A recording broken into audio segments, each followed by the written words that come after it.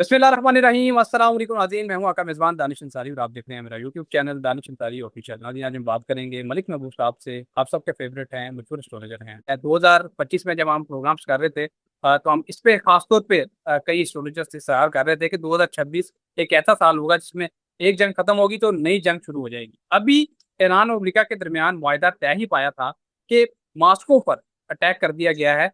किसकी तरफ से? यूक्रेन की तरफ से। और कितने ड्रोन्स फायर किए गए हैं? 160 ड्रोन्स जो हैं उनको फायर किया गया है। और ऑयल रिफाइनरी जो है, पूरी ऑयल रिफाइनरी जो रूस की थी, उसको तबाह कर दिया गया है और बड़े पैमाने पर नुकसान हुआ है।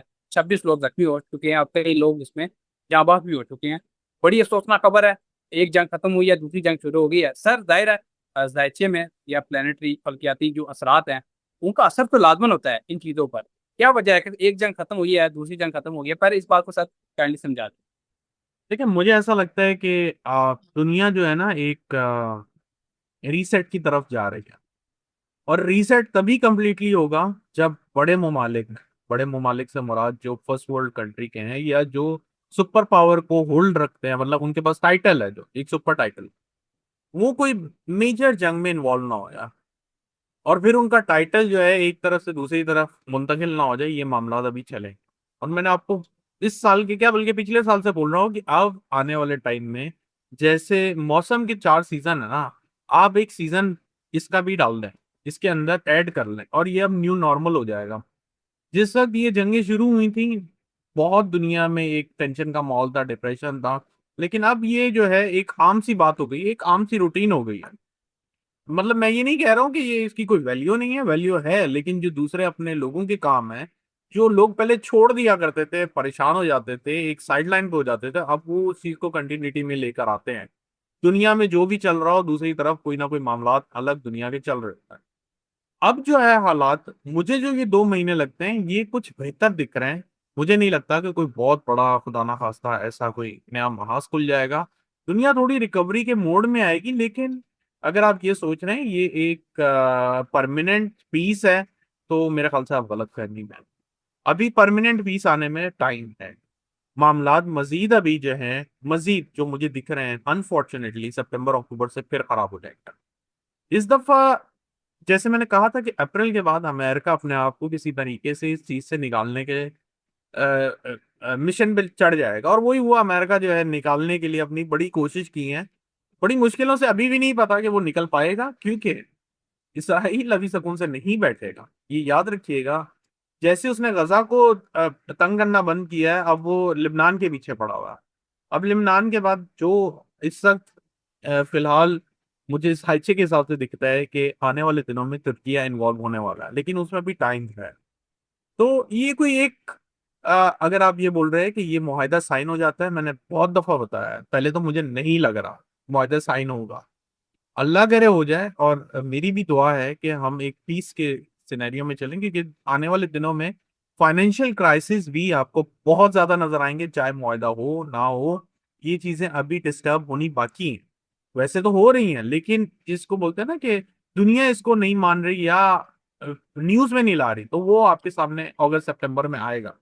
तो इन शॉर्ट, आने वाले दिन अभी मुझे कोई इतने मेजर अच्छे नजर नहीं आते। टाइम लगेगा, लेकिन जिस तरह बोलते हैं ना कि थोड़ा सा पेस स्लो हो गया इन चीजों का, वो 2 महीने के लिए स्लो हो गया। That's it. मनी साहब, अभी आपने दो बातें की। एक तो आपने बताया कि परमानेंट पीस आपको दिखाई नहीं दे रहा और आपने ये कहा कि आने वाले दिन अच्छे भी दिखाई नहीं दे रहे। एक चीज की क्लैरिटी चाहता हूँ कि जब भी यूक्रेन की तरफ से अटैक किया जाता है या मॉस्को पे, या मॉस्को की तरफ से अटैक किया जाता है यूक्रेन पे, तो हमने चीज देखी है कि उसका जवाब भी लाजमन आता है।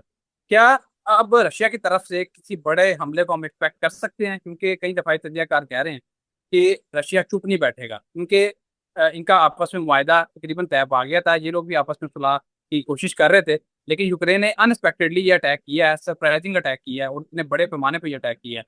तो रशिया इसका जवाब जरूर देगा। आप क्या देख रहे हैं? क्या रशिया कोई अनएक्सपेक्टेड कोई बड़ा जवाब देगा, बहुत बड़े पैमाने पर जवाब देगा, कोई बड़ा रकबा कब्जे में ले लेगा, या फिर हल्का फुल्का जिस तरह का भी ये अटैक हुआ है, हल्का फुल्का तो नहीं कह सकते, भारी अटैक ही था, इसी लेवल का जवाब देगा? असल में दानिश साहब, हमारे पास जो है क्लियर न्यूज नहीं आ रही रशिया यूक्रेन, और मुझे नहीं पता।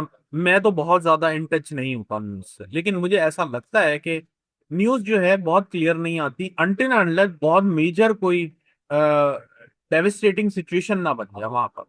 तो अभी जो लग रहा है मुझे सितारों की रोशनी में फिलहाल कोई मेजर नहीं नजर आता। मैं आपको फिर से बता रहा हूँ, कोई मेजर नजर नहीं आता। वो रिटेलिएट जरूर करेंगे, लेकिन फिलहाल सिचुएशन अंडर कंट्रोल है सिर्फ 2 महीने के लिए, और 2 महीने गुजरते पता भी नहीं चलेगा। जैसे ही सैटर्न रेट्रोग्रेड होगा 27 जुलाई को, चीजों में फिर एक तरफ से आपको नई चेंजेस नजर आना शुरू हो जाएंगे, और ये अच्छी चेंजेस रहेंगी। अभी जब ये मुआहदा तय पाया है, अमेरिका के वजीर खारजा ने एक बात की है। उन्होंने कहा है कि 14 नकात हमने रख दी हैं, दस्तखत भी हो गए हैं।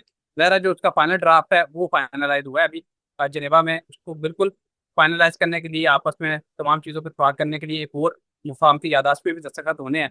तो इस हवाले से उन्होंने ये कहा है, अमरीकी वज़ीर खारजा ने, उन्होंने कहा है कि अगर इन नकात पे अमल ना किया गया ईरान की तरफ से, तो हम दोबारा बम्बार्डमेंट करेंगे और बड़े पैमाने पे करेंगे और ईरान को सबक सिखाएंगे। सर, वो एक तरफ कह रहे हैं कि खाना खा और ऊपर से डंडा भी मार रहे हैं। ये क्या हो रहा है? ये क्या आप जो बात कर रहे हैं वो इसी वाले से कर रहे हैं कि 2 महीने पीस के रहेंगे फिर दोबारा जंग शुरू हो जाएगी? जी बिल्कुल, उस हवाले से भी है, बल्कि मुझे जो अगले 2-3 महीने हैं उसमें ये दो मुल्क नहीं है, दूसरे और ममालिक भी नजर आते हैं। मैं इसलिए आपको बता रहा हूँ, ये दो मुल्क नहीं है, इसके अलावा भी और ममालिक हैं। जैसे मैंने बहुत दफा जिक्र किया ग्रीनलैंड का मसला, ये आपको अक्टूबर नवंबर में फिर जो है एकदम से हाईलाइटेड होता हुआ नजर आएगा। फिर आपका तुर्किया का है, फिर इसराइल का है। तो मतलब दुनिया अभी सेटल नहीं है, इसमें टाइम लगेगा। और ये अगर मुआयदा हो जाता है तो इसको आप फाइनल नहीं समझिएगा, मैं फिर से आपको बता रहा हूँ। पहले तो मुझे नहीं दिख रहा ये मुआयदा, मैं आपको अभी भी यही बोलूंगा, मैं अपनी अल्फाज चेंज नहीं करूंगा कि मुआयदा हो रहा है तो मैं बोलूँ हाँ हो रहा है, नहीं हो रहा तो बोलूँ नहीं हो रहा। मुझे नहीं दिखता अभी ये मुआयदा हो। फॉर इंस्टेंस अगर मैं उसको सही रीड नहीं कर पा रहा हूं, तो अगर मुआहदा हो भी गया तब भी इस पे इम्प्लीमेंट नहीं होगा।